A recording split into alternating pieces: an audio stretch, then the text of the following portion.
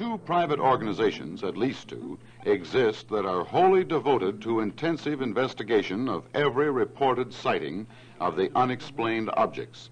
Now, one of these organizations is the National Investigations Committee on Aerial Phenomena.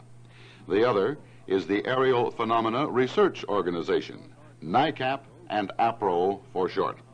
But both organizations are very long on the insistence of accuracy and proof before they take a stand for the existence of UFOs, unknown flying objects. Now, during the past 17 years, both NICAP and APRO have documented literally hundreds of sightings. From their investigations have come certain tentative and disturbing conclusions, at least on the part of some people. And it is these, and possibly an even more disturbing question, as to why the United States Air Force has apparently clamped the lid on much information about UFOs, and where this wasn't possible, sought to ridicule such reports as it couldn't muffle. These are the things that we are concerned with and going to discuss tonight. Across the Nightline microphone are my two guests, NICAP member Walter Webb, a lecturer in astronomy and one of the scientific and technical advisors to the organization, and beside him, John Hoft of Newport, Rhode Island, a commercial and aerial photographer and amateur astronomer and official photographic consultant to APRO. Both of these gentlemen believe there is something to this story of unknown flying objects. Just what that something is what perhaps we're going to find out tonight.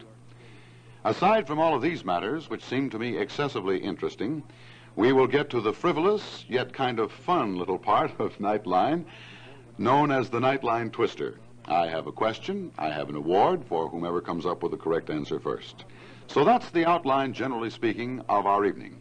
You will meet Mr. Webb and Mr. Hoft in just a moment. UFOs is the subject at hand, and I guess we might as well continue calling them that. It's easier than using those long words, unknown flying objects. I think so, yeah. These are unidentified flying objects. All right, let's talk first of all as to where your interest began in this. How were you triggered into becoming interested in the whole subject? Well, with me, it goes back to 1951, August 3rd, 1951. Certainly an evening I'll never forget. What happened? I happened to be a nature counselor at a boys club camp in Michigan at Camp Big Silver, and I took, as was my custom at the end of each camp period, I took my two best nature students out under the sky, and at that time we looked through my telescope at the planets and the stars. Mm-hmm. Well, this particular night, about, it was between 11 and 12 o'clock at night, a perfectly clear sky. We were looking at the planets when all of a sudden I noticed this little red-orange light traveling over the southern horizon, over the hills. All three of us saw this light. At first I said to myself, well, look, there goes a plane, but isn't it traveling in an odd, rather odd pattern? It was traveling in a sine wave. If you've ever seen a sine wave on an oscilloscope. Mm-hmm. Yes, the gentle curve. A gentle curve, an undulating wave. Well, it was a perfect wave like this, only it was traveling in a straight course, straight path within this wave. Well, immediately I realized that no conventional airplane flies in a pattern like that. So by process of elimination, I said to myself, well, my goodness, this must be one of these UFOs that people are talking about. I had always wanted to see one, and it looked like this was my chance. Mm-hmm. Well, this object we followed over the southern horizon for about a minute, I guess, and by the time I thought to get it in the field of view of the telescope, it had vanished behind trees in the foreground. So there went my UFO. Mm-hmm. I had a chance to look at it close up to the telescope, but muffed it. Muffed it. So from there, you began reading more, and what happened? The strange thing is, it was just a light, and this is not enough to prove one theory over the other, you know. That's right. So I didn't even, as a result, I didn't even take any notes. Well, it was not until the following summer, 1952, when I really got interested. You probably remember that one. 1952 was a big year for we call it a flap in UFO terminology. Mm-hmm. A tremendous sighting wave, and it began there in Washington. And let's see, these were the radar sightings Yes. in Washington. Of course, they made the headlines, and I got very interested and excited and went out, interviewed people, and it snowballed from there. Mm-hmm. And you've been working on it and staying with the organization and learning more about it ever since. That's right. Never seen any more yourself, though, have you? None that I could really say might be a UFO. I've seen some strange objects for short periods of time, maybe just for a number of seconds, and of course wish that I had a pair of binoculars in my hands, but I didn't. We'll get back to you, Mr. Webb. I want to talk to Mr. Hoft, who is connected with the APRO organization, and for short we'll continue calling them that. These titles of your organizations, incidentally, both of you are sort of cross-fertilized here. I understand that you, Right. Mr. Webb, are also an APRO member. I understand you, Mr. Hoft, are also a NICAP member, right? That's right. Well, now, Mr. Hoft, how did your interest begin in this whole subject? You're a photographer. Was it having to investigate photographs of ostensibly such objects, or what?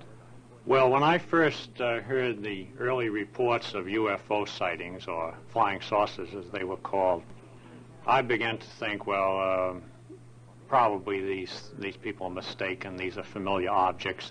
Probably the earliest sighting that got public notice was the sighting that Kenneth Arnold made. I forget what year it was. Can you help me out, Walker? 47. 1947. I think that was the early Yes, year. In which well, the first I came out. read the reports of Kenneth Arnold. He had sighted a group of shiny discs flying in an echelon formation over Mount Rainier, or in the vicinity of Mount Rainier. He was flying a private plane at the time, his own plane, I believe. And he was the one who gave these objects the name flying saucer. He inadvertently described them as saucer-shaped. And, of course, the press, which is always looking, as you know, for a little nickname to put on things of this type, began to call them flying saucers. That was followed sometime later by reports that some other people in the Midwest had not only seen this type of object, but had photographed it. Well, I had discounted the Kenneth Arnold sighting as being a mistaken familiar object. But when I heard the word photograph, I perked up my ears. That was your field. That's right. I have had quite a few years in doing legal evidence photography and aerial photography, and I know what a photograph can show as evidence and what it cannot show. So I said, well, if I certainly would like to get a look at some of these photographs, I don't really believe that these photographs are authentic. Well, it was some years before I became acquainted with the organization APRO, Aerial Phenomena Research, and I subscribed to their magazine, or their little paper. At the time it was mimeographed, and it wasn't very long before a mention came up in their bulletin about some photographs that had been sent into APRO. So I said, well, here's my chance. Maybe if I write to this small organization, which at the time hadn't been in existence very long, I thought perhaps if I write to them and offer my services, I might get a chance to see some of these photographs. I did write sometime later to Mrs. Lorenzen, who was the founder of the organization, and after some period of time, she agreed to send me some of the negatives that had been sent into the organization. And eventually I became the photographic consultant to APRO. Well, now, let's briefly find out, what have you seen in these so-called photographs of such phenomena? Are there any that you would say indisputably prove the existence of flying saucers, or are all photographs still so-so evidence? Well, we do not have any photographs that show any fine detail. In other words, we have never obtained any authentic photographs that show rivets or bolt heads or welded joints or anything that would indicate the material or the method of construction. However, I have in my file, or I should say APRO's file, at least a half a dozen different sets or single photographs which are indisputably authentic. However, I should qualify this. These photographs are the result of looking at probably well over 150 that have been sent to me. I certainly couldn't agree more with the writers and authorities who say that 99% of the photographs are fraudulent or mistaken familiar objects. Unfortunately, in the beginning, I spent a great deal of my time looking at out-of-focus pictures of the moon, which some well-meaning little old lady took with her box camera, and left in the camera and then forgot what she had taken, and photographs that were aborted, time exposures. Someone had set the camera up on the tripod and taken a picture of the bay with the moon shining over it, and then forgot to close the shutter and had bumped the camera and got a nice bunch of little blobs and streaks. And then perhaps it was some months before they had the roll of film developed. They forgot how they had taken it. And this is the type of photograph that about, I would say, 99% of the photographs consist of this type of material. But it's that other 1% that you simply haven't been able to say. Mm-hmm. I felt at the time that I joined APRO staff, in my little biography that they printed, I mentioned that I hoped that someday we would get an indisputably authentic photograph that would stand up in court. The kind of evidence on which you could convict a man of murder, for example. I feel now that we have far more than sufficient evidence to prove our case in any court of law. At least circumstantially. Yes, of course, we have never, as I said, obtained a photograph which showed such detail that you could see how the object was constructed. Mm-hmm. However, the other circumstances relating to how the photograph is taken is also of great value in determining its authenticity. At any rate, you are certainly convinced there is something, and you have photographs that prove it to you, and you are a skeptic by nature. That's right. All right, Mr. Webb, let's go back and talk about some of these sightings. Now, you are not a photographic expert, but you do know something about astronomy and lecture in the subject, and I'm sure you're not one of those who could be categorized, as I have seen many items in the news saying this was natural aerial phenomena that people mistook, that it's a conjunction of Mars and Venus, or the moon through a haze, or something like that, or a weather balloon. These things, you know well what they look like, right?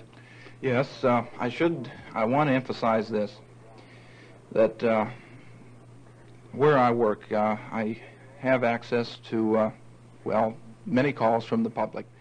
We get a lot of phone calls from people who claim to see UFOs, and I would say 90% of them turn out to be explainable objects. Mm-hmm. This is because the average person does not really know what is in the sky, and even familiar objects seen under unusual conditions can fool even a trained observer, as far as that goes. Mm-hmm. And so, and I agree with the Air Force on this, the bulk of reported UFO sightings are explainable, and they usually turn out to be high-flying aircraft seen under strange conditions, or balloons, perhaps seen at sunset. Inverted weather conditions can create they can very peculiar mirages. Yes, they can do this, and of course artificial satellites. There's a whole new category that's opened up since 1957. Yes. But like John, I'm interested in this small percentage, which are the unknowns. All right, gentlemen, we're going to talk about this small percentage, and we're going to leave the wishful thinkers, the projectors of their own imagination, the hysterically inclined, the general category of kooks, quote unquote, and talk only about specific things that you either cannot explain yourselves, that you find evidence as far as you are concerned, and both of you are what I would call healthy, informed skeptics. We will restrain ourselves to these points from now on, okay? All right, we'll be doing that in just a moment. Jim Westover here, back on Nightline on WEEI. My guest this evening, Walter Webb, a lecturer in astronomy, one of the scientific and technical advisors to the NICAP organization concerned with unknown flying objects, and John Hoft of Newport, Rhode Island, a commercial and aerial photographer and amateur astronomer and official photographic consultant to APRO, another UFO research organization. So, gentlemen, I want to go back to you, Mr. Webb. The thing that really brought me around to even asking you to come up here, over the years I have read in the news of UFOs, and I've said, yeah, great, you know, it sounds a little wacky. And then, only last month, here at WEEI came the news over our news wires, and of course I'm in no position to do investigative work on all of this, of a sighting of an unknown flying object in New Mexico. And suddenly I hadn't heard of this whole thing in a long time, and my interest was somewhat revived. And as I recall, the way I talked about on the news that night was with a certain tongue-in-cheek attitude, which I guess is permissible in the ignorant when they don't really have time to investigate it, and it does sound a little weird. But Then, in contacting both of you and doing a little reading on the subject from people who have spent years in investigation of it, I must admit, somewhat changed my opinion. I am not a devotee at the moment, but at least I have an open mind to the subject of UFOs. Now, what about this thing in New Mexico? There's been more investigation since the first original news item. I gather that through NICAP you found out all there is to know up to now, Mr. Webb, so what is it? Yes, I might add that both NICAP and APRO investigated on this one, as well as the FBI, the Air Force, state police, and local police. This case, which happened on near dusk on Friday, April 24th, yes, may prove to be the most authenticated landing report that we've ever had in this country, anyway. Now, that was a landing of an unknown flying object. This was a landing report of an egg-shaped object out in the New Mexico desert. But what really makes it outstanding is that this witness was a policeman. And according to all of the investigators, Air Force and civilian investigators in this case, this fellow is a very reliable witness. Very reliable. So what we have here then is a reliable witness apparently seeing an unidentified flying object coming to a landing in the desert, and then seeing that object take off shortly afterward.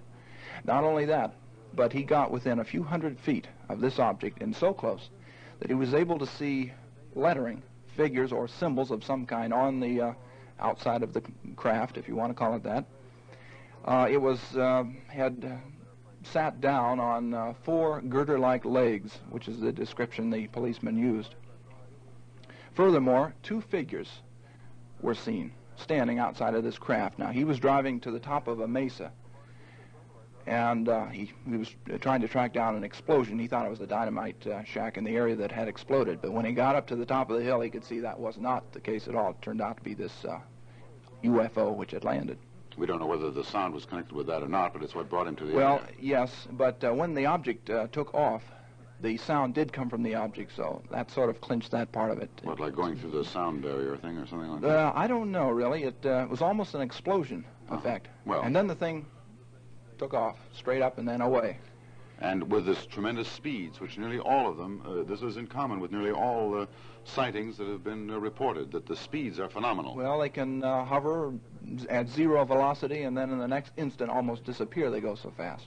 Fantastic speeds. Well, then, I read in the news item, Mr. Webb, that they went to investigate, this policeman, along with many others later, the spot where it was supposed to have been on these 4 legs, and there were indentations in the ground. And again, now this helps add to this same report. There was physical evidence, in a way, left behind after this object took off.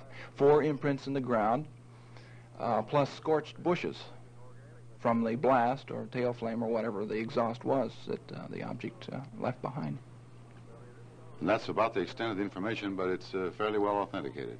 It seems to be. Any Geiger counting of the area? Yes. I think it was the next morning the Air Force came on the scene and went over the area with a Geiger counter, but it was negative. They didn't find any increase in the natural background radiation. Now, what about these figures seen? Were they man-like or what? Well, even though he was fairly close, within a few hundred feet, about all he said, well, he couldn't even tell whether there was a helmet or anything on top. He just said that he saw 2 childlike figures. They seemed to be very short.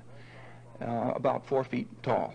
This seems to conform with earlier information about unknown flying objects that have been seen over the past 17 years. Mr. Hoft, now you have been connected with APRO, and I have in front of me here a book written by the director of APRO, Mrs. Lorenzen, as you mentioned. And nearly all of the material contained in this book, which is not all hers, she merely collected it and put it here, of sightings of those who said they saw any sort of figures, humanoid, I guess is the proper word here. They nearly all were shorter than we think of people being, 3 feet to yes, perhaps 5. Apparently, the favorite type is a short dwarf, a pygmy-like person. Now, I'd like to say something about this New Mexico landing. I don't have any information on it. I usually don't get any reports, any direct reports on these things unless there are photographs involved. Yes. I would like to mention, though, that New Mexico has been the scene of many other landings or supposed landings. Some years ago, there were luminous egg-shaped objects which landed on one of the highways near Alamogordo, New Mexico, and blocked traffic. And there was no question about the fact that the traffic was blocked and many automobiles were stalled. And a number of photographs were taken by base personnel that were going to the proving grounds. John, was this the Ora Grande case? Around the November 57 collapse? Yes. Oh, yes. And the object passed over the highway. That's right. It passed over the highway, and nearly all the cars stalled, had ignition trouble, and their radios also were interfered with. This implies electromagnetic behavior of some Apparently sort. there is some electromagnetic radiation from these objects due to probably their propulsive force. Well, now you talked to the photographs there, John. Did you see any of those photographs? It's a peculiar thing, or it's not peculiar, I should say it's characteristic, that in this case, most of the people were on their way to work to the, what is the name of the place, Walt? It was the Holloman Air Development Center. I don't know whether it's still under that adjoining name. White Sands. Yes, it adjoins the White Sands Proving Ground. And most of the people whose cars were stalled, I believe, were on their way to the base or from the base. But in any event, the few who did get photographs turned them in at the base. And even though the Lorenzens, Mr. and Mrs. Lorenzen, who operate APRO, were working at the base at the time, in spite of every effort they made, they were unable to get any of the films. This was quite heartbreaking to us because this was a time when we knew who had taken the photographs, but being good, dutiful government employees and looking out for their jobs like mad, they turned in all the photographs at the request of the authorities.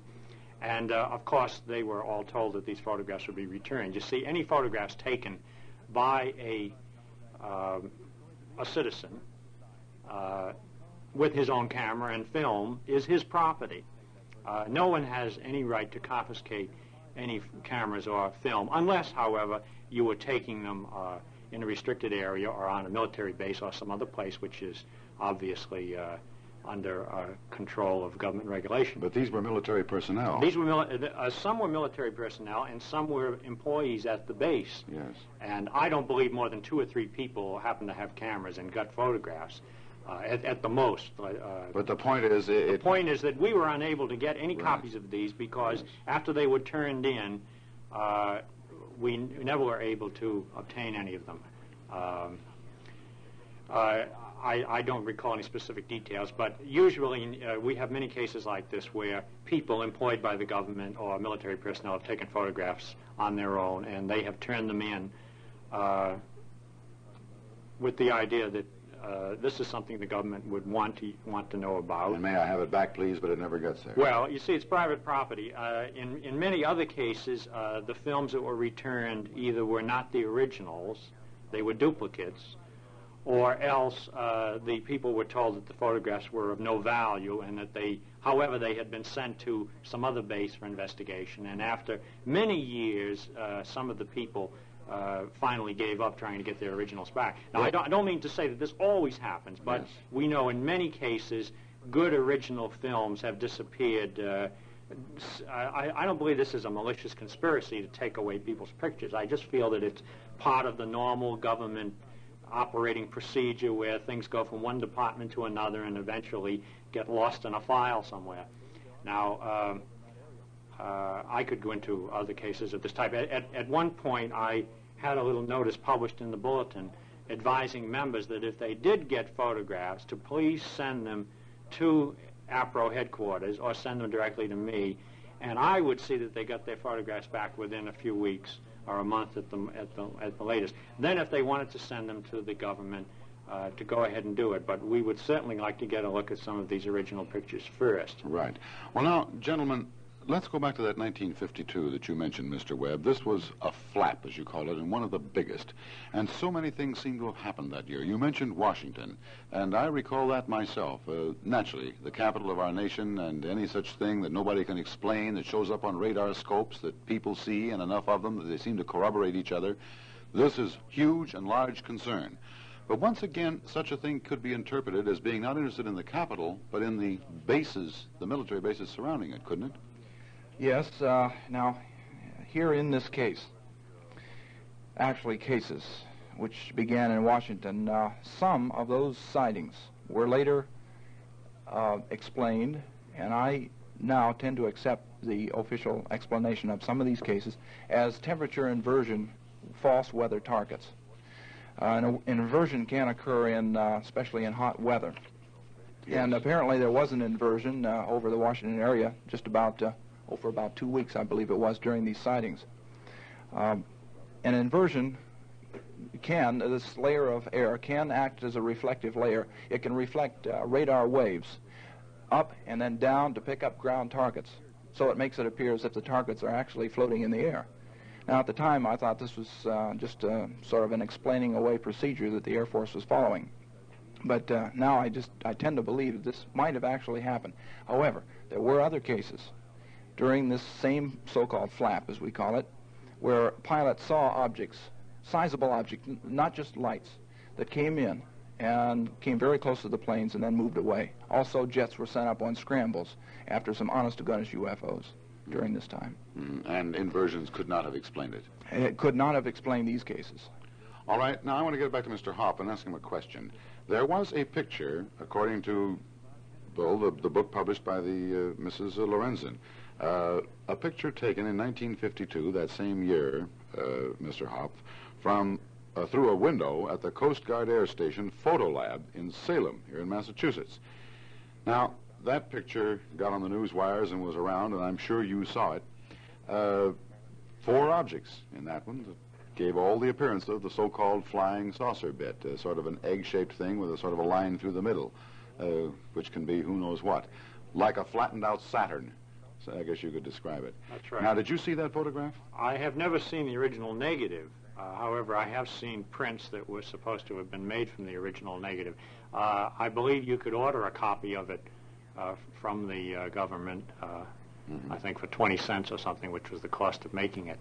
The photograph, the print that I saw of that photograph didn't show anything which I felt was convincing evidence. A single photograph by itself of an object in the air is nowhere near as good as a series of photographs or a motion picture which shows a progressive maneuver of the object. Well, now I know you did make extensive tests on a series of photographs taken some years later down in, I believe, off the coast of Brazil or somewhere in South America, the island of Trindade, I believe, right. in 1958. And perhaps, I guess, this is as sensational a series of photographs as anyone has ever taken. The object, this was during the International Geophysical Year, wasn't it? That's right. And there was a ship out there that was going to do some observational work, and there was a professional photographer aboard. He happened to have his camera on a tripod on the deck at the time. Am I right? Well, the camera was handheld. He didn't have handheld. I'm sorry. That's right. All right. Well, so it was handheld. The point is he was there and was loaded with film, That's right. and it was daylight. That's right. And someone noticed a thing out yonder. And there's nothing but ocean and sky and some rocks on this nearby island. So nothing to obstruct, nothing to foul you up in the way of weather balloons in the area or anything like that. And apparently this object he photographed at some distance, then it came closer toward this little island. He photographed it again. In all, he made a series of 6 photographs as it came apparently over the island, circled around some rocks, and shot back in generally the same direction as it had come, and then disappeared. That's right. And 4 of these 6 photographs were very... Showed the object. Mm-hmm. I should explain that when this object came toward the island, a great commotion ensued among, or no, I shouldn't say great commotion, 4 or 5 people that were near the photographer whose attention was attracted by this object began to yell and call to others on board the ship, and others that were on deck ran over to see what this was all about. And the photographer's aim was upset. He was jostled. The result is that the camera wasn't aimed in the correct direction for 2 of the photographs. 2 of the photographs showed only the water or the sky. I should also explain that the photographer used an automatic Rolleiflex, which has a crank-type method of winding the film. Mm-hmm. And I believe he took the 6 pictures in something like 14 seconds. Mm-hmm. And that's one of the few type cameras that he could have done that with. What he did was he realized that this object was really something unusual, and he attempted to take as many photographs as he could before it disappeared. Well, now I have seen those photographs and some enlargements that you made from them of the sections where the object was. He unfortunately didn't have anything but a normal lens. That's right. So the object is pretty small in the whole field of view. Yes. Nevertheless, the blow-ups do show exactly the shape that so many people have described in these sightings, and one of them is particularly good, the closest of them. Yet, even in the blow-ups, and this is discounting film grain and all of that, there's a certain shimmering luminosity to this apparently solid material, but it has an unsolid look. And this has been described, Mr. Webb, in nearly all of the sightings that I have read about or heard, that there is a shimmeringness to this object, whatever it may be, and that it wobbles or that it oscillates is a word I've read used. And I gather that one of the things that happens here is that either the object does wobble or that it's got some sort of, what shall I say, we talked about electromagnetism and the burning of the ground, either an ionized kind of gas around it or something that shows up in film that you don't see with your eye. Does this sound sensible to you at all? So there are some cases, yes, of objects being seen during the daytime that way. Usually at night the object has sort of a diffuse glow around it, but not always. I really don't know what could account for such a thing. Do you feel that photograph at all shows this kind of movement within the object? I should explain. The observers said that they saw this apparently solid metallic object surrounded with a glow. However, the photographs didn't show this. My examination... They were black and white photographs. That's right. In my examination of the photographs, by the way, APRO succeeded in getting the original photographs after... it took 2 years after these were taken. I should say it took us 2 years to get the originals. This was due to the fact that the Brazilian Air Force, Navy, and other agencies had examined them over that period of time. Mr. Webb, I want to ask you about some of the other sightings and see if we can get any kind of a picture of what these objects are like, if there's any likeness to them or any differences between some of the so-called reported sightings which seem to be corroborated. And we'll get into that in just a moment. Jim Westover here, back on Nightline. We're talking about UFOs, unknown flying objects. We have, I think, fairly well established through two gentlemen who are very much concerned with this, but both skeptical and scientific by nature, that there is something out there that cannot be explained very rationally. Mr. Webb, let's talk about some of these sightings. There have been a number of them. You brought up the year 1952. We talked of this TrindadeIsland series of photographs and sightings by a number of people in 1958, but there have been many, many others. Yes, sir, I have a file of sighting reports, many of them gathered while I was in Ohio, where I was born, and quite a few of them also in New England, where I'm now a permanent resident. All right, can we sort of take a rundown of those? There are many good ones, and I'm just going to select one here that I consider to be a very solid, very concrete UFO case. This what happened back in 1952 again, during this flap period at Leroy, New York. And I interviewed the student. He happened to be a Harvard student, law student, just a matter of months ago. So it didn't come out until recently. But it seems that just about the whole village of Leroy, New York, was out watching the sky, watching two disc-like silvery UFOs, almost the classic saucer shape, whirling around in the sky, almost like searchlight beams, except these were definitely not searchlights. This is one answer that the Air Force tried to promote immediately, but it was definitely not. There was no searchlight beam also connected with the... No supermarket opening that night? Not that night, anyway. Okay. So they watched these two objects whirling around in the sky. Then an airliner, apparently traveling from Buffalo to Rochester, crossed the sky. It was almost overhead, almost directly over the village, when one of the two objects, in fact both objects as I remember now, came toward the plane, followed it a short distance. One object hung back. The one in front suddenly leaped forward, paralleled the plane on one side, jumped over, paralleled the plane on the other side. And this is a very common approach that these UFOs use when they're investigating our own aircraft. Then the object that was around the plane began to move in a series of vertical loops around and around and around the airliner. It did this for about a half a minute.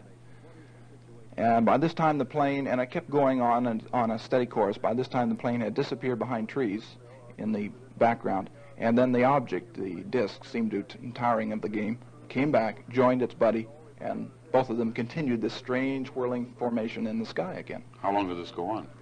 This went on, as I recall, about 20 minutes. The students you interviewed, how high above were these objects? Could anybody tell? It's hard to judge distance. I don't have the report here with me, but he was able to, he was a physics student in high school at the time. He estimated the height. This is very difficult to do, though, and he admitted that this is nothing but a guess, but they seem to be very low.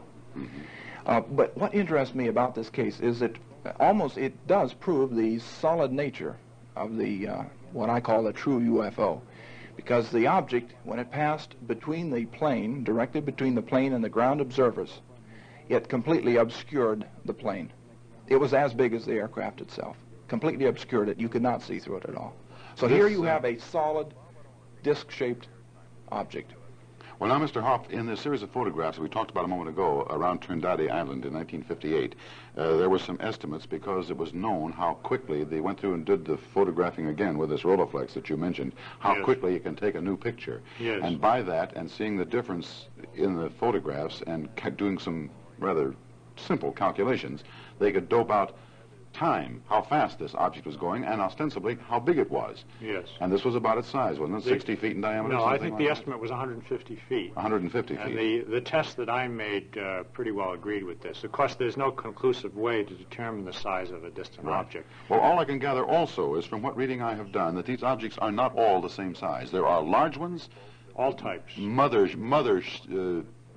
objects, you might say, and then little chicks, very small ones. We had this is probably out of continuity here, but I should mention in Newport, Rhode Island, where I live, we had a case a year ago where two very reputable people, in fact, one of them is a well-known, quite well-to-do local contractor, watched a small object, probably no more than 3 feet in diameter, rise out of the water right off Bailey's Beach in Newport, which is a well-known beach. In fact, it's the Summer Colonies Beach in Newport.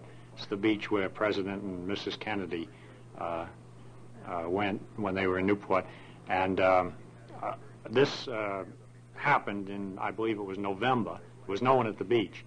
But this contractor and a workman that was there with him watched this spherical object, they estimated about 3 feet in diameter, rise vertically out of the water a few hundred yards off the beach and hesitate for a moment about 50 feet above the water and then take off at a tremendous rate of speed out over the ocean. I just mentioned this because there have been some cases of strange objects rising from under the water. Not too many. This is a really rare occurrence. Not rare. There have been other cases like this.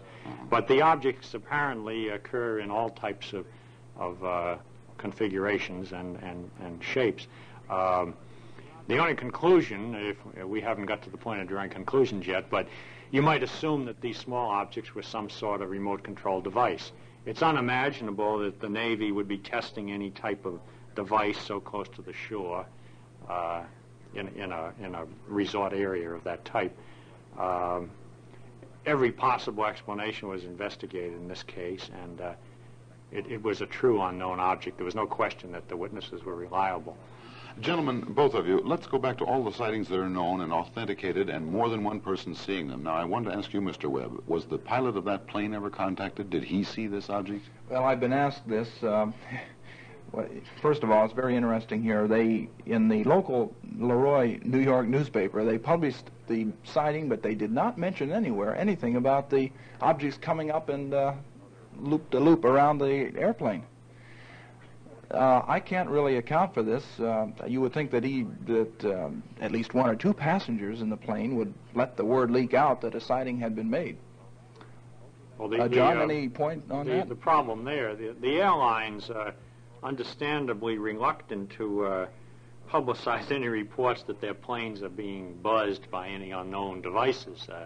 I think the airlines have enough problems with normal accidents without encouraging the idea that they're a source of investigation by unknown craft of any type. I can see that. Well, now, generally speaking, then, various kinds of objects apparently have been identified by witnesses. There have been the saucer shapes, and this is the most popular version. There have been the long cigar-shaped affairs, and there have been round globes, which seem to hover over cars and stop their ignitions, as you mentioned. This has happened to railroads. Planes have had trouble. There have been many pilots to report that their whole electrical systems went out in seeing some such thing, and then only in the nick of time does it come back.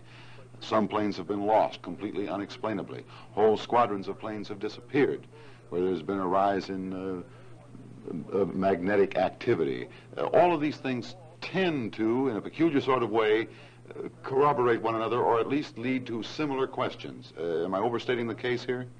Well, that's quite correct, and as you mentioned, there seem to be quite a variety of types of these UFOs. All right, gentlemen, we're just about time to get up to the news. Immediately after the news, I want to go into one other matter, and I think you had some concern with this, Mr. Hoft, or at least know something about it. Perhaps you do too, Mr. Webb. One object that was seen to get into trouble and explode down over Brazil, and chunks of this object, made of whatever, fell into a lake, and they recovered some of these pieces, and there have been numerous tests done on them. And I want to get into what that test showed, perhaps some conclusions that we can make very early and without all of the information that both of your organizations certainly have on file. And then we want to open up the phones to anybody who has any other stories, and I suppose you would welcome this. Maybe we can add to the file of both NICAP and APRO. And this is something I know you're both looking for. And questions or comments or curled lips, we're open to them all. So we'll see you in 5. Meantime, the magic word is UFO. Unknown flying objects. Are they real? Are they imaginary? My two guests this evening, Walter Webb and John Hoft, both believe, though they are natural skeptics, but also they're scientists in their fields, one a professional photographer, the other a lecturer in astronomy, both very much interested in the subject, and they believe there is something out there that has not been adequately explained. We've been talking about this for some time here on Nightline, but right now we want to get to some facts. Now, Mr. Hoft, I believe it was in 1957, that a most unusual occurrence took place down in Brazil at a place known as Ubatuba. I think I'm pronouncing it right. U-B-A-T-U-B-A. Looks like Ubatuba, but I guess they say Ubatuba. Something like that. Apparently, an unknown flying object, a flying saucer, attempted to make a maneuver that was even a little too much for them and exploded. Not very far above a beach and a lake, and pieces of this object fell down and were recovered. Great tests were done by physicists and chemical analysis and radiological analysis and I don't know what all. Metallurgists and so forth. And a very scientific investigation that took quite some time, and they made more than one test. And what was proved that this material was made of? Well, a series of tests were made by the Brazilian Mineral Resources Board, which had some excellent laboratory facilities. They made a number of spectroscopic tests on 2 or 3 different types of machines, and the results were very conclusive that this material was magnesium of a purity beyond what we consider laboratory standard. And at that time, I don't believe that any, in fact, I know no metal fabricating plant in the world would have made metal of this purity in a quantity that would be required to build any sort of a flying device. Of course, there'd be no sense in making, as far as we could see, in making any sort of flying machine out of pure magnesium. First of all, it isn't the strongest thing in the world. That's right. And has all kinds of qualities that we would consider absolutely impossible. Well, it's quite ridiculous to make anything out of magnesium of almost 100% purity. The most refined tests that were conducted on this material by the Brazilian Mineral Resources Board failed to show any impurities. The purity was beyond any laboratory standard samples that they had. I understand that recently additional tests were made in this country by a number of or by at least two laboratories, one laboratory of the Atomic Energy Commission and another one by an independent chemical company laboratory. And these tests confirm the findings of the Brazilian laboratories that this material was definitely not a man-made material. Now, I'm not a metallurgist. I'm really out of my field here. However, I talked to Dr. Fontes. He came here to Boston to meet me a year ago. That is a scientist in Brazil who is also interested in unknown flying objects. I'm sorry, we hadn't gotten into that. But Dr. Fontes followed through these reports and tests very exhaustively. And after talking with him, I was completely convinced that there was no question of the fact that these tests were authentic and indisputably accurate. And consequently, this material seemed to show that it had an terrestrial, I can never say that word. There wasn't any question that this material... now, if you like, I could go into the what happened when we sent samples of this material to the United States government. Yes, what did? Do you want to go into that now? Sure.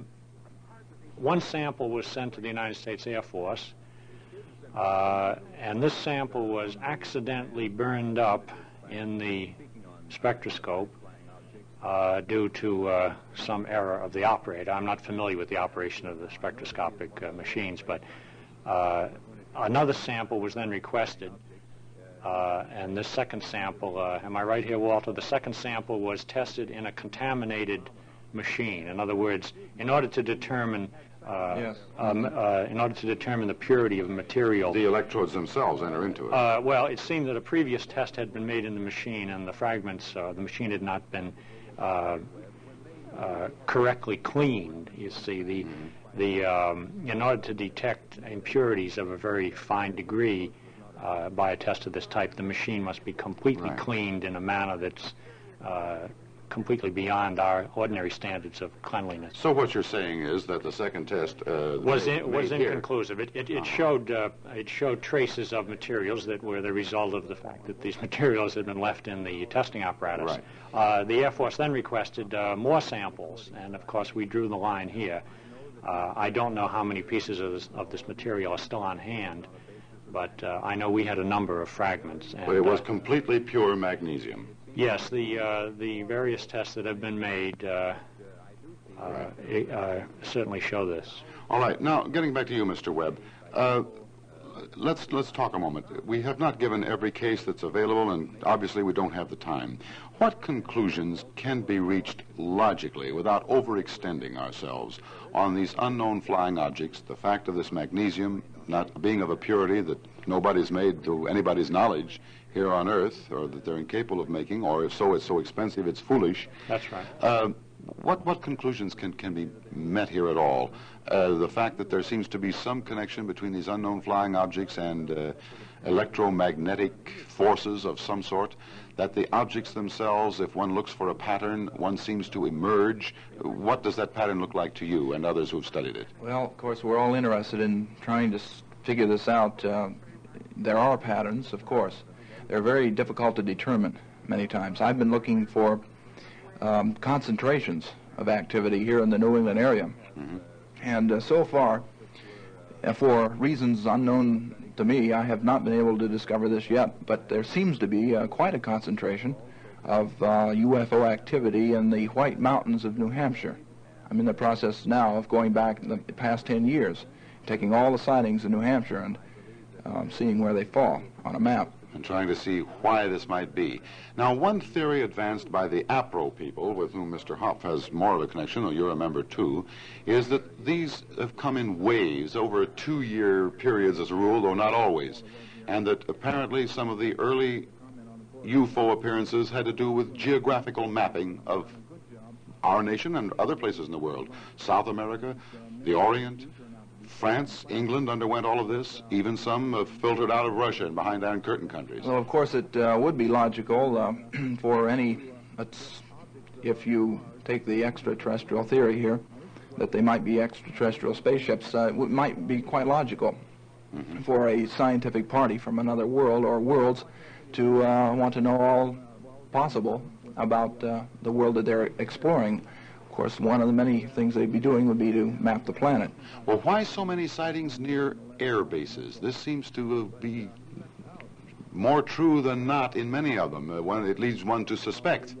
Am I being unduly suspicious, or is this a pattern too? There does seem to be some pattern there. There are quite a few reported sightings over air bases, Cape Kennedy, for example, White Sands. I suppose this is one way of getting an idea of what the technology of the planet's civilization is like. Would you say that the behavior of any of these, it has been said by Mrs. Lorenzen, who wrote this book, for which I've been mentioning from time to time tonight, that these objects appear hostile in any sense? Would you say that that generally comes through to you, Mr. Hoft? I don't agree with that. There's no doubt that there have been some authentic cases where people have been injured by the action of these objects. However, I like to feel, maybe this is wishful thinking, I like to feel that any injury they've done us has been accidental and due to the fact that we couldn't get out of their way or they couldn't get out of ours. The loss of aircraft that has been connected with these objects, of course, has never been conclusively proved, but as I say, I like to feel that they don't mean us any harm, but some of the collisions and accidents that have occurred may have been due to the fact that the devices were remote controlled in some manner. Mm-hmm. Of course, we're now getting into theorizing about what their intentions would be. Well, while we continue this theorizing, may I make a suggestion to our Nightline listeners here on WEEI? If you have any information on this, if you yourself have any feelings on the matter, or any beliefs, or certainly experiences, mostly experiences, but indeed any interest in this, we invite your calls and comments. 338-6700 is our number. So we might as well make it a party here and find out what this UFO thing is all about, and you can add to it. So we invite you, 338-6700. Let's theorize for just a moment. You gentlemen have looked at a great deal of material here. Can you carry on any theories that seem tenable to you, Mr. Webb? Yes, I have accepted the idea that some of these UFO sightings, anyway, seem to indicate extraterrestrial spacecraft from another planet or planets. In fact, I don't go along with those that think that there might be one world involved. The great variety of shapes and sizes to these things seems to indicate perhaps several races involved here. Well, would you say, now, from what all we know about space at the moment, interplanetary travel seems to take a long time. Would you say that each one of these invasions, if that's what you can call it, flap, let's use your word, comes all the way from another planet or maybe even another galaxy?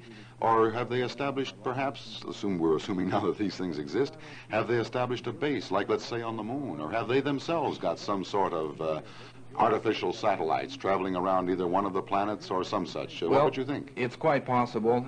We have no definite proof of this, but it seems very logical for any race or races from another world or worlds again, investigating this particular third planet from the sun, which is the Earth, that they might want to establish a base without being seen by the inhabitants of that planet. And a very good place to do it would be, let's say, on the far side of our own natural satellite, the moon that goes around the Earth. Mm-hmm. On the far side, they could remain hidden there. Of course, this remains to be seen because in coming years, the United States and Russia, as far as that goes, are planning space probes.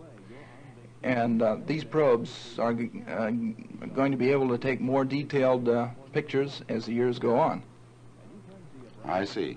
Well, we have a call from a nightliner. Let's see what it's all about. I think I heard his name is Mr. Blip.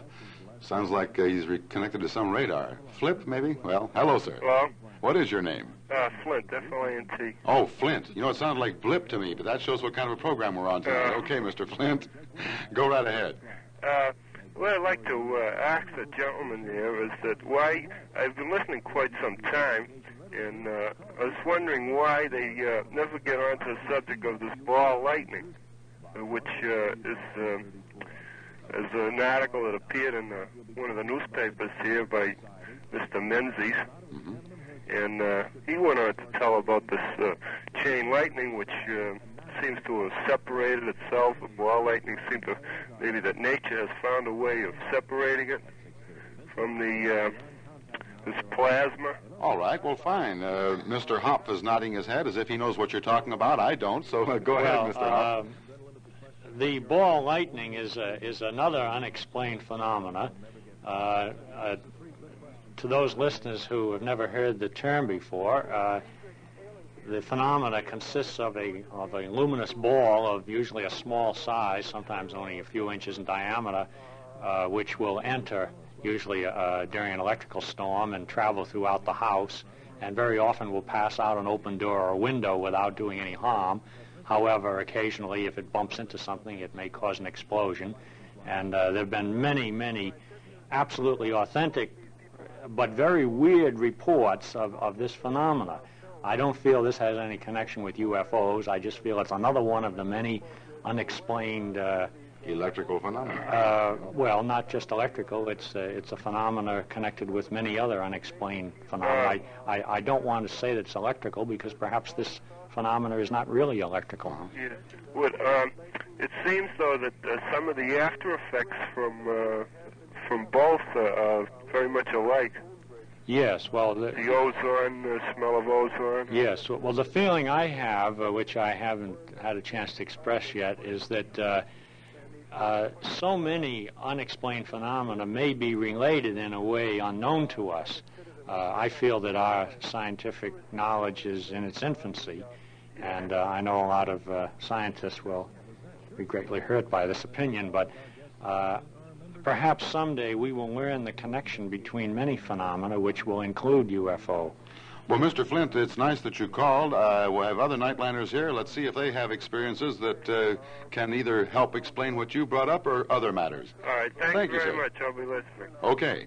Mr. Stone is with us, and we'll get to him in just a moment. Mr. Stone, you're on WEEI's Nightline. Go right ahead. All right. I was going to ask two questions. The first was going to be dealing with ball lightning, but that's been preempted already. Right.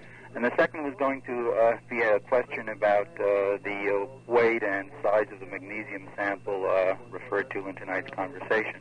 All right. Mr. Hopp, I think, has that. I don't have the figures right in front of me. I believe these samples were varied from a fraction of an inch to 2 or 3 inches in size. All right. I'm not sure of the weight. Okay. Now you made some statements about it not being man-made. Yes.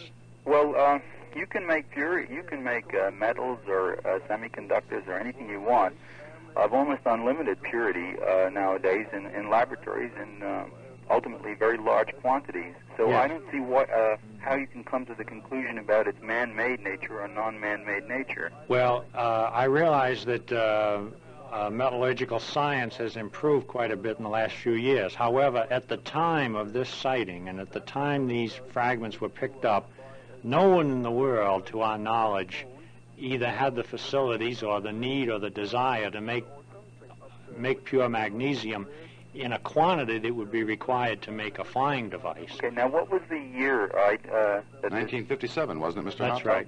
Okay, and can you give an estimate of any purity estimate at all of the magnesium? Well, let's see. The entire report's right in front of me, but I don't know whether I can take the time to go through the entire report. As I say, I'm not a metallurgist.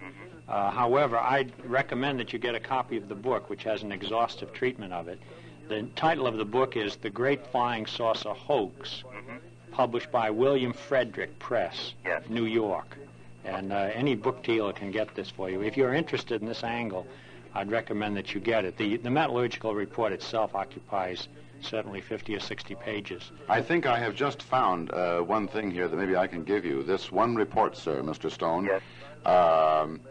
An emission spectrograph test showed the presence of trace elements to this amount. Now, wait a minute. No, that's the one about, excuse me. That's the one here in the United States. That one was no good. Why was it listed as contaminated? Because of the electrodes, I guess. Well, no tests were made by the government in this country that were properly conducted. Okay, now who says that these things were not properly conducted? What is the criterion? In other words, you were about to quote an emission spectrograph reading. Yes, I was looking at the wrong one, sir. I'm sorry. All right, then let me go. This seems to be, to my mind, something foggy about this. You mentioned in the course of your conversation that the AEC had performed tests on the magnesium. Is that correct? Yes. Okay. Recently. Oh. The original tests performed under Air Force auspices were aborted for one or two reasons. In one case, they burned up the sample accidentally, and or I should say the sample was destroyed before the test could be properly set up. I'm not sure what the procedure is to test metal samples, but the sample was destroyed accidentally. In the second test, it was discovered after the test was completed that the machine was contaminated with the results of a previous test. All right. Now, what laboratory did that? What Air Force laboratory? I'm not sure, but it was conducted under official government sponsorship. Okay. Can you mention perhaps what the results of the AEC tests were? Well, this gets a little complex. The more recent tests confirm the three Brazilian tests, which were made independently of each other in order to determine no bias. And what were the results of these? They confirm the fact that this material was of a purity greater than the laboratory standard for pure magnesium. Oh, okay, fine. That's something. That's something definite. I hesitate to go on any further with these details because no one's a specialist up here. The only thing is, this is a very exhaustive treatment of this with all of the tables and all kinds of tests that I can't read. Only a specialist and a scientist in this field would really understand. Well, I'm in solid state. So yeah. Well, this would be right up your alley. You'd even be able to... Well, I'd like to break in here. Apparently, this man's an expert on metals. I have had these tests examined by a number of metallurgists, and including some connected with the government in Newport, and their opinions are conflicting.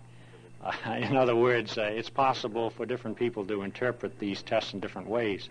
I'd certainly recommend that you get a copy of the original book. I think you keep yourself fascinatingly occupied for at least a full day, maybe more. All right. Okay, Mr. Stone. All right, thank you. Thank you for calling. Miss Q, gentleman, is on our WE Nightline right now. Hello, ma'am. Yes. Please go ahead. Oh, am I on? You sure are. Oh, well, that's fine. It's a long wait, but it was rewarded. Well, I can hear them out the other way here now. You what? What, is this on tape? You turn off your radio and you'll do much better. All right, just yes, a there's a second. delay here and you'll only confuse yourself. So while she's gone, we will wait for... I'm sorry. Ah, there you are. Good. I don't know if this is of any interest to them, but this was back in the must have been 1953 or 4. And I was sitting, it was daylight saving time, and it was somewhere between the 17th of June and the 4th of July. And we saw an elliptical green shape with like a glow to the edge of it. Where was this? Well, we were sitting in Saugus. Now, we didn't think anything of it except that we thought they were either early with the fireworks for July or late for the 17th of June. And a couple of years later, I read The Flying Saucer Conspiracy by Kehoe, and I've been trying to go through this book now to find a reference, and it did mention a sighting over New Hampshire at that time. And I was wondering if either of you gentlemen knew about it, or was that just something that was disproved? What do you know about that, Mr. Webb? Anything? Gee, I've been racking my brain. Well, I've been flipping through the book, and I can't, it's just too much to look up in such a hurry. I didn't know you were going to be on. Yeah, it seems to me I am a rather recent resident of New England, and sightings previous to 1957 I know very little about, but somewhere in the dim past I remember something about this Saugus case. You say you've had a hard time looking up the clippings? Saugus, but this book by Kehoe seemed to indicate that New Hampshire had seen this same elliptical green thing, and I never forgot it. It was so unusual. And it was daylight saving. I know it was after supper, but it was still bright, so it wasn't, searchlight or anything like that. Well, did you get the impression that it was solid? No, I didn't get that impression. And as I say, having read this Kehoe thing, if it was at that distance, you see, we were looking in the right direction, because that was all hindsight, having read about it much later. I don't want to take up too much of your time here on the phone line, but I'm very interested in this case. Could you just briefly tell me a little bit about the maneuvers of this object? Well, that's just it. It wasn't there that long, and as I say, we thought it was a firework of some sort that they were maybe planning for the 4th of July. As I said, it was between the 17th of June when we do have fireworks here in Boston.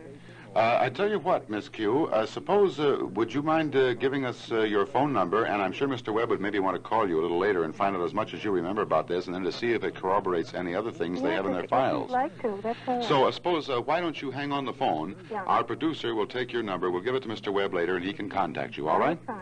Fine, I like thank the you. show, Mr. Westover. We'll be talking to Mr. Irian here on our WEEI Nightline in just a moment. Hello again, Jim Westover on WEEI's Nightline. I have two guests who believe that there are such things as unknown flying objects, that they have definitely been proved, that there is something out there that is doing reconnaissance work against the Earth, or at least over the Earth. Question, why? I have Walter Webb, I have John Hoft. And both of them are very serious about this, and they take a rather curved lip attitude towards the, what shall I say, the contactee element, or the cultists, or those who believe they have been talked to by little green men, or given messages of great import. This is not what we're looking for. We are looking for stories that seem to substantiate things which cannot be explained any other way, except in some term of reference of extraterrestrial objects from somewhere else with some intelligence guiding them and having built them. Gentlemen, before we go on, Mr. Williams is waiting on the line. I hope you'll be patient for a second. I want to talk a little bit about your organizations, APRO and NICAP. Why are you doing all of this, getting all this information, going to all this trouble? There's no money in it for you. It is merely a matter of interest and scientific observation.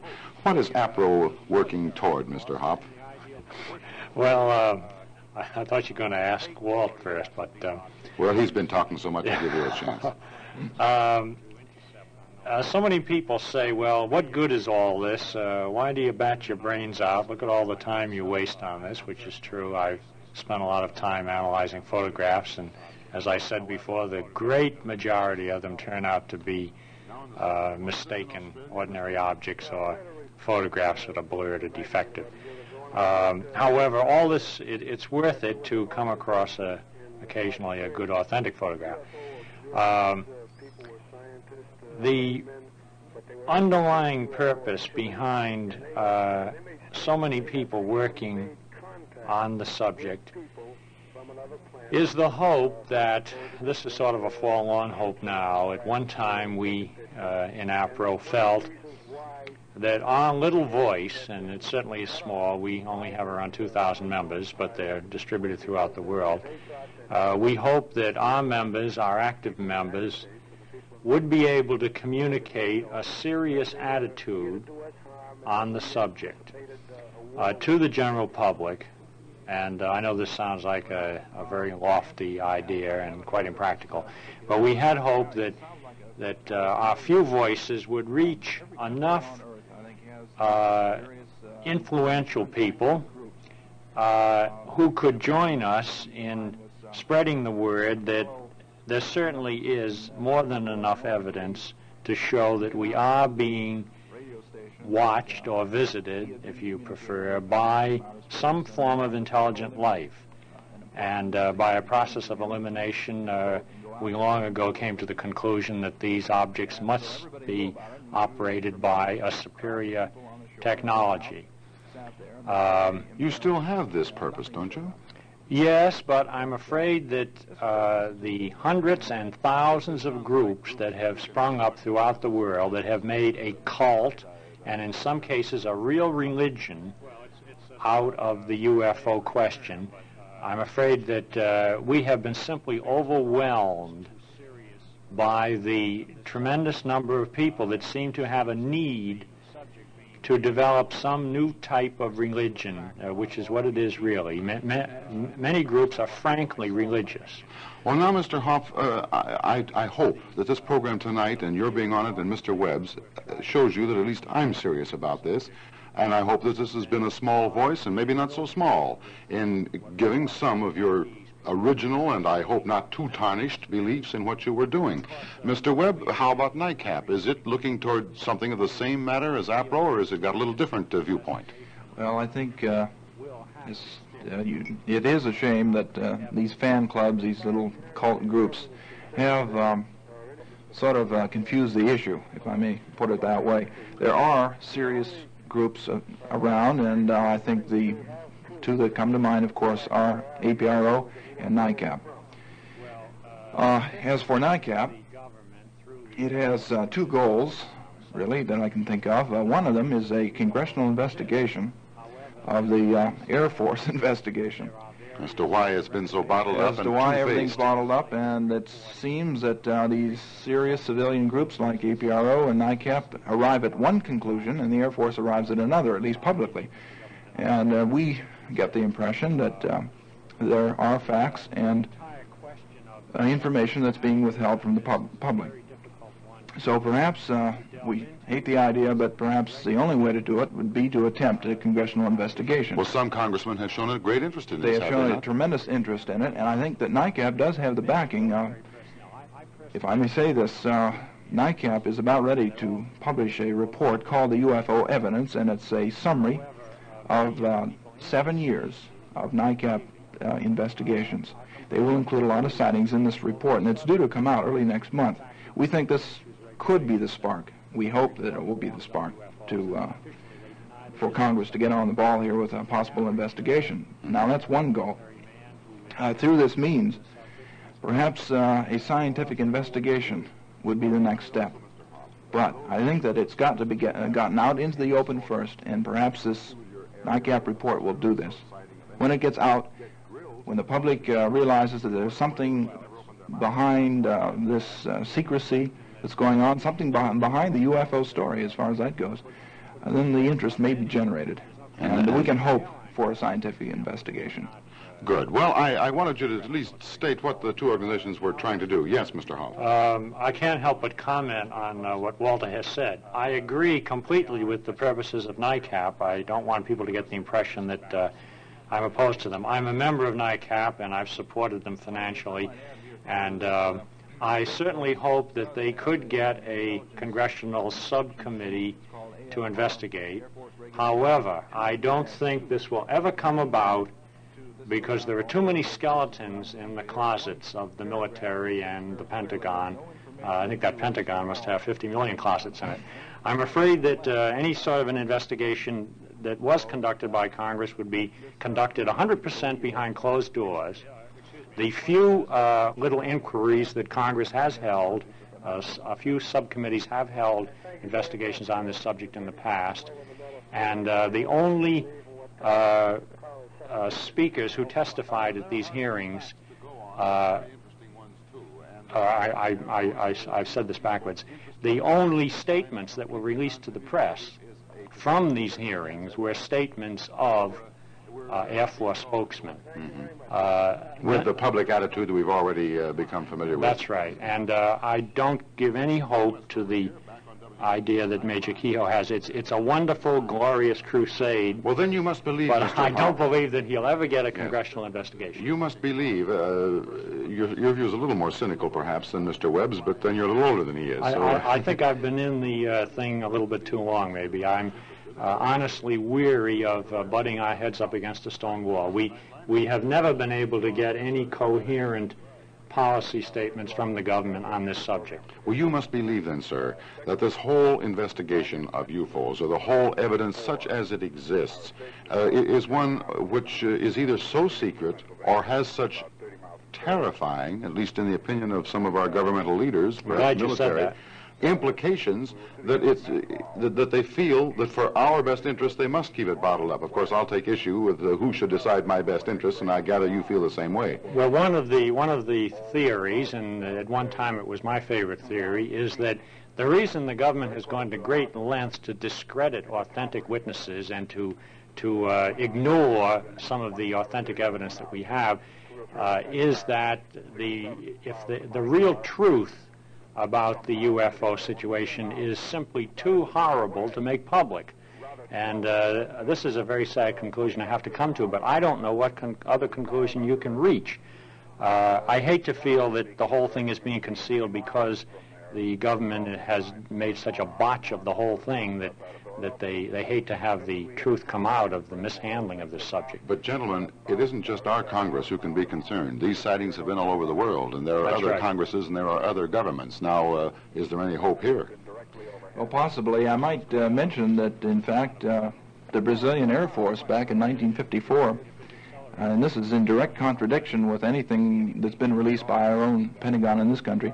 They held a press conference and released 3 tentative conclusions at that. Now remember, this is back in 1954. They have since changed their tune a little bit, I think, and closed down just as the U.S. Air Force has done. But when they were speaking openly, they said what? Here are their 3 conclusions. They concluded that 1, the UFOs were real. Number 2, they were revolutionary aircraft of some sort. And number 3, that the origin was unknown. Now, they don't come right out and say that they're spaceships from another planet, but they are hinting at it. And this is certainly a step in the right direction. But you see, something's happened. Even the Brazilian Air Force has closed the lid down. Yes. Gentlemen, thank you for at least making clear some of your thoughts about what this means, and I apologize to those of you who are on the phone and waiting, and we're going to get to you right away, but we do have a little message for you first. I have been thinking about a thing for a long time, and since molecules vibrate. Now, I was thinking if a creature or a thing from outer space would vibrate at a different speed, could it be possible for this thing to not only be invisible to us, but to be in the same space as something on Earth? If Well, you know what I mean. That gets into that antimatter again, doesn't it, Patrick? Well, sort of. There isn't any doubt that there are many unknown things in this world, in this universe. However, you could speculate on almost any type of a creature. However, there's never been any proof that there is any type of life except the type that we know. We don't have any evidence at all as to what type of creature or intelligence operates these UFOs.